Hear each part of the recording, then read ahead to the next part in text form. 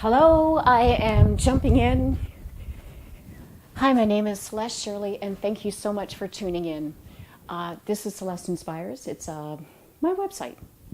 And what I'm offering is a little read. I think there's nothing more romantic than being read to. Except, I don't know if I can because that light is so blinding. That light is so blinding, I don't know if I can read. All I can see is light.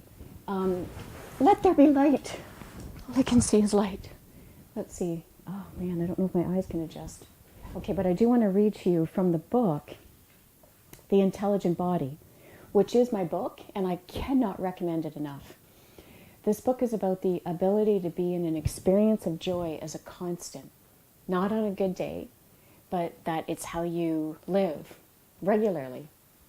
But joy is not happiness, and that's what I'm going to read to you first.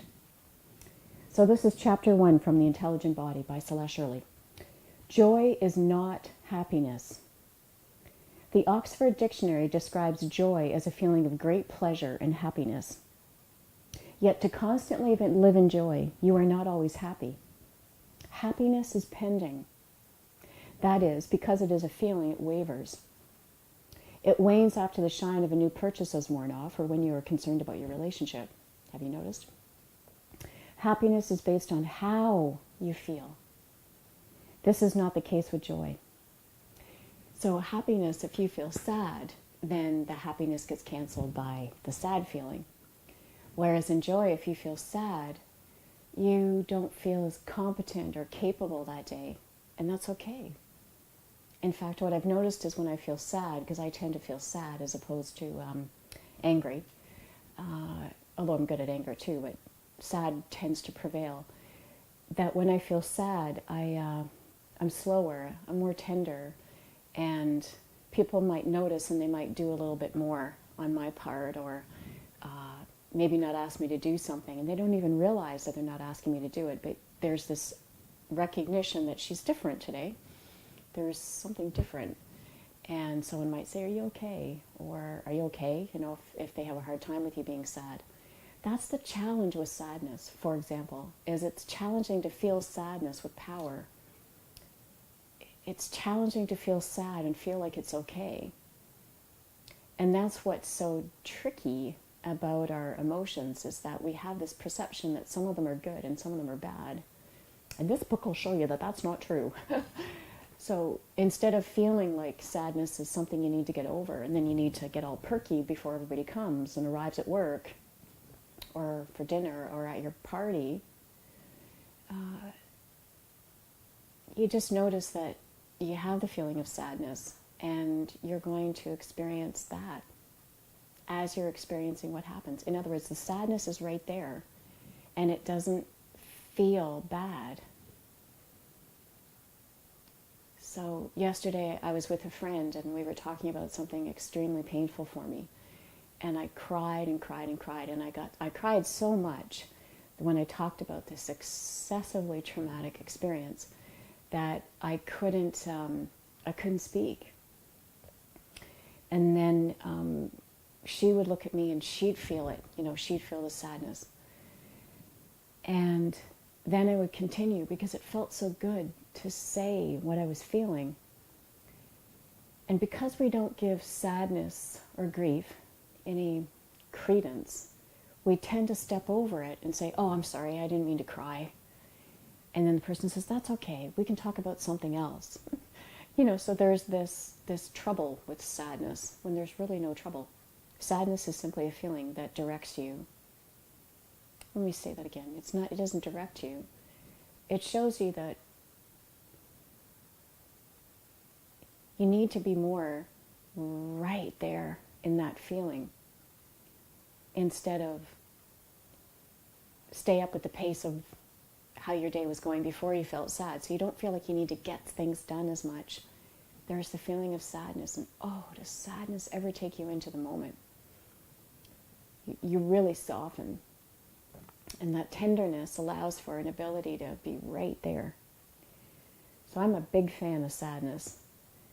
And when I meet people that are sad, like the true sad, it's beautiful. because their melancholy or their sense of presence is fuller, because I find that sadness is so tender that the person is way more present, as I said. And in my experience, sadness feels like a homecoming. And feeling the sadness, I come right into what is there, which is me, right? Because we are not married to our partners, we're married to ourselves. Really, we're the ones that are in charge of our joy. And so in my book, The Intelligent Body, I'm expressing that sadness assists you to feel alive in what you're feeling. And that aliveness can feel very, very sad, very overwhelming. And then when you're done, you're done. You don't feel sad the next day or depressed for a while. You're done. And this is what I find so revelatory about direct experience of emotions, is that every emotion, because it's experienced directly, again, the emotion is experienced. I had to add the word directly in the book. It's that all you do is experience. You experience every emotion, and one does not register as bad. Sadness does not register as bad. So I stopped reading because I got on inspired to share with you this. I'm a fan of all emotions, because when none of them register as effective or less effective, you only experience the emotion. And that allows you to experience another emotion in a minute, because you'll be so complete with feeling sad. And then you can see the beauty in the world around you. Or you can laugh at something your friend says to help you feel the funny joke they have. And they're not trying to tell you a joke to take you out of the sadness. They can see you've expressed it all. Because there's something very comforting about feeling sad and really feeling it and crying, or however you experience sad, melancholy or detached. And if somebody's so beautiful, they can be there with you in the sadness.